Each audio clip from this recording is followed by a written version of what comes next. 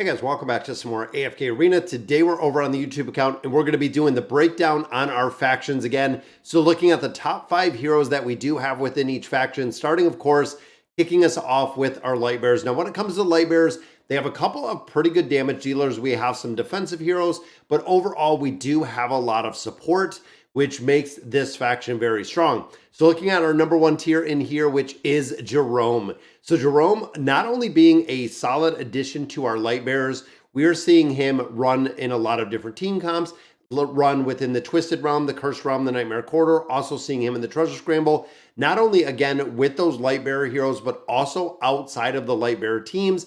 He is still doing incredibly well with the big skill that buffs everyone. Where it is here is the performance evaluation. So as long as you're doing well at work, he's going to give you a great evaluation. No, just kidding. At start of battle, he conducts the performance evaluation. For every 25 strikes of damage, the evaluation hero deals, the grade increases, which means your biggest damage dealers are going to get a pretty big boost in here. And of course, their grade will increase. The higher their grade, the more attribute buffs they get. When Lightbearer heroes fight alongside Jerome, the buff values are increased. Now, also with this is, like I had said before, a lot of the formations that he's running in do not have Lightbearer heroes, and he is still just a monster when it comes to buffing. And you can also see what it upgrades here. Defense rating is going up. So again, when we think of some heroes like the Awakened version of Lucius, if he is in the same formation and he's throwing that 30 defense rating on Lucius, he is also getting, through that SP effect that he possesses, a 30% increase to attack rating. Then going to A is the attack rating by 20%. S is physical pierce. And then, of course, the SS, the critical rate goes up by 10 points, crit damage amplification by 10 points. And then when they are a Lightbearer, they're going to amplify this. Then, of course, you can actually, through some of the other abilities, get an SSS effect, which is going to buff it a lot higher. Now, looking at this hero in particular, there is a very optimal build, which is a 30936, so a plus 30 signature item, 9 of 9 furniture, which we have right here. This is the big one with the 9 of 9 furniture. Number of strikes of damage required is reduced to 21, so you're getting a reduction rate there, and a new SS grade is added, which is exactly what you want. An extra boost based on the number of enemy heroes the hero has defeated, for a minimum of increase of 20%, maximum of a 60% increase, which is kind of crazy based on this hero. And then, of course, the engraving, we are looking at a 36 engraving, building him out a little bit further. Now, I took him to a 33, essentially where I'm at. And make sure you check out and cross-reference these with the YouTube shorts because they're all in there for the optimal builds. Didn't want to break it out that much and that much further. So second one we look at in this list is, of course, Palmer. Now, Palmer is just, again, very similar to Jerome, is a very super strong buffer, not only within the Lightbearer faction, but we are seeing him as a buffer across every single game mode. Still run in every single game mode. Utility for Palmer is still very, very high. And of course, he is one of the very few heroes that can bring up crit damage and crit damage amplification, which means your higher end damage is going higher and higher based on how well you have Palmer built. Now, Palmer in here, it's saying optimal build is a plus 40 signature item, which would be kind of interesting to see because if you look here, so the Faith is maxed out whenever an allied hero damage to an enemy and their crit rating exceeds the enemy's crit block by at least 100 points. So there is kind of an if or there.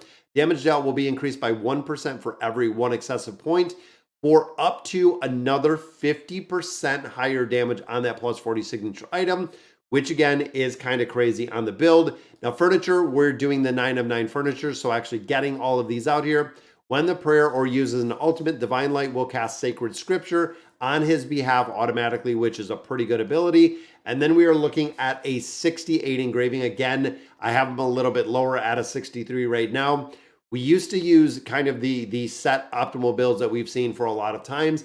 As these heroes keep getting a lot stronger and getting a lot more powerful, I have to take these, I have to build them up much further than the 63s that we're seeing, all the way up to the 68s, and just continue to really be competitive with the buffing nature, because both of these heroes, Jerome and Palmer, do buff an incredible amount within an AFK arena. Then we get into our primary damage dealer, which of course we built up to that plus 40 signature item, the Spark of Hope. This is probably one of the biggest burst damage dealers we still do see in AFK Arena.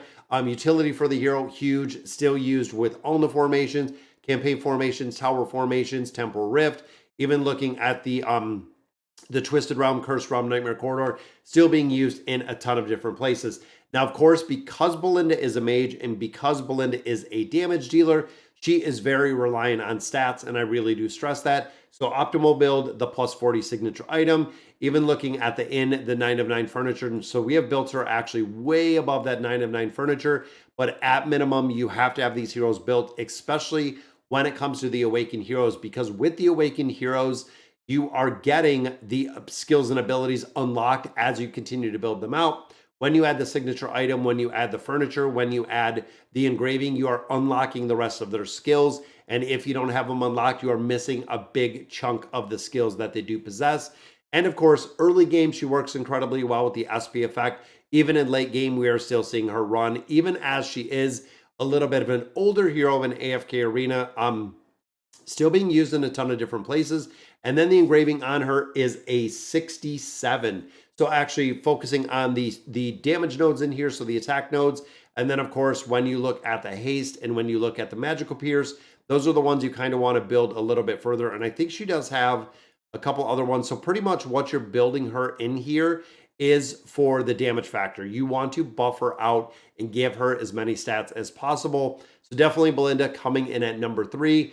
And then we do have Lucius. Now, overall, when it comes to utility-wise, Lucius is being used a ton of places.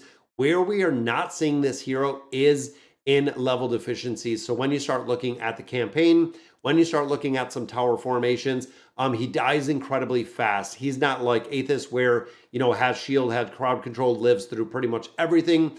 Even at the Awakened version, he will do, he'll get run over as a tank. Now, with that being said, his damage is very high. Again, we're seeing him in a couple different places. The Treasure Scramble, we're seeing him in the Cursed Realm and the Nightmare Corridor as the best in slot hero in a bunch of different formations, meaning that the requirement to build him out seems like it's kind of there if you want to be competitive in those game modes. If not, you're going to be kind of working and changing out a couple different formations, because with the SP effect that he possesses, you can actually bank and build his defense very high, which of course is going to translate into his attack rating. Now for him, we have a plus 40 signature item again, and I'm starting to see a lot more of the tier list and everything come back with the plus 40 signature items, because of course this is going to rule down the, or refresh the cooldown of the Unwavering Devotion. When we're looking at the furniture, 9 of 9 furniture is exactly what you're looking for, and engraving on him is 72. That is exactly where we have him. Now the big thing with the 72 engraving is of course this defense node, because the defense through his SP effect does turn the defense into attack. So you're getting a really big buff on attack. We built out the accuracy and the haste, the physical pierce right here, then the attack originally, as well as the crit block rate, because that again converts into crit, which is kind of crazy to think, but that is exactly how Lucius works. And he does work incredibly well for the faction. And the fifth and final one we're looking at is, of course, Scarlet. Now, the big thing with Scarlet is when you come and look at heroes that have the ability to produce a massive amount of burst damage, which is required for the Nightmare Corridor, Scarlet is really above and beyond a majority of the heroes in there, because with the multitude of bolts that she puts down with her ultimate ability, the Dark Rage, it is kind of crazy how many you can do. And when you do get her built up, because this does 12, it, I believe, gives another 8. Maybe it's through the furniture or the signature item, but I believe in totality right there, another 8 attacks. You can have 20 bolts that are coming down. Now you couple that with a bunch of, Jerome and Palmer, where Jerome is giving Scarlet a lot of different buffs. Palmer is buffing her up. You can just put her damage through the roof, which is the reason why we're seeing, the 12, 15, 20-second kills in the Nightmare Corridor, because heroes like this are putting out just an asinine amount of damage in a very short amount of time, which is kind of crazy. Now, same kind of build on her. Plus 30 signature item is all that she needs. Now, we haven't seen her built, and again, kind of based on utility tier list, plus 30 signature item with that 9 of 9 furniture. Now, 9 of 9 furniture is absolutely required because of the additional bolts that are in there. And engraving takes her to a 66. I actually have her built up to a 67. So we did build her a little while a little while ago, but overall building up the engraving just a little bit higher ensures that you get a little bit more damage out of there. And again, when you're looking at a multitude of game modes, if you're being competitive in those game modes, it is going to make a big difference. As we see again with the Elder Tree, we see with collections, we see with engraving, we see with so many different things in AFK Arena. It's kind of crazy to see. But all right, guys, so that is the top 5 heroes to build right now in the Lightbearer faction. Let me know in the comments what you guys think of the heroes. And as always, thank you guys for watching.